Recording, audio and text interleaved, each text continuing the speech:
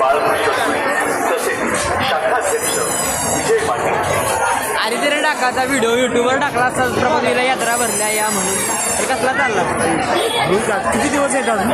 आता 3 दिवसच राहील लास्ट एंडिंग मारुती या पहिल्या दिवशी येऊन टाकला असतं इथं ही भरलंय तिथं ही भरलंय असलं कंटेंट टाकायचं इथं पाळणा यात्रेमध्ये